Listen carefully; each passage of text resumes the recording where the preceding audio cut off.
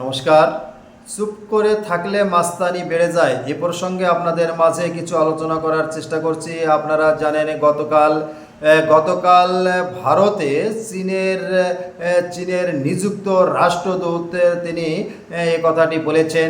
তিনি ভারতের উপর আমেরিকার 50% শুল্ক ধার্য নিয়ে বিভিন্ন কথা বলেছেন। তার ভিতর তিনি এ কথাটি স্পষ্ট বললেন, চুপ করে থাকলে অনেকের মাস্তানি বেড়ে যায়। আসলে কাদের উদ্দেশ্যে কথাগুলো বলেছে আপনারা আপনাদের মতামত জানাবেন। অনেকেই ধরে নিয়েছে আমেরিকাকে উদ্দেশ্য করে ভারতে চীনের নিযুক্ত রাষ্ট্রদূত এ কথাগুলো বলেছেন।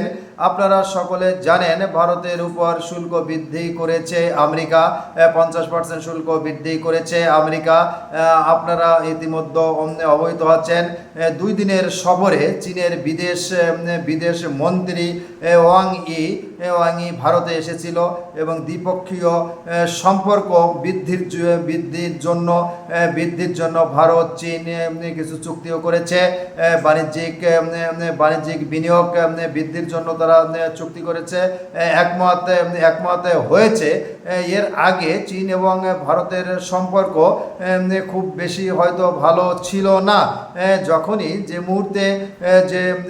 মুহূর্তে আমেরিকা ভারতের উপর 50% শুল্ক বৃদ্ধি করলো, তারপরেই দেখা গেল চীন এবং ভারতের ভিতর বিনিয়োগ, বাণিজ্য এবং দ্বিপক্ষীয় সম্পর্ক বৃদ্ধি হতে শুরু করেছে। এবং যার প্রেক্ষাপটে বিশেষ করে শুল্ক বৃদ্ধি করার পরই চীনের বিদেশ মন্ত্রী ভারতে এসেছেন এবং ভারতের মন্ত্রীও চীনে যাবেন খুব তাড়াতাড়ি, কয়েকদিনের ভিতর শোনা যাচ্ছে।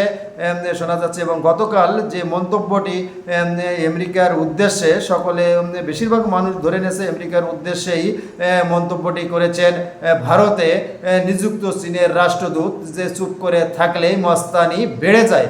এটা আমেরিকার উদ্দেশ্যেই করেছে বলে অনেকের ধারণা, অর্থাৎ মার্কিন যুক্তরাষ্ট্রের বিরুদ্ধে কথাগুলো বলেছেন, এটা অনেকের ধারণা।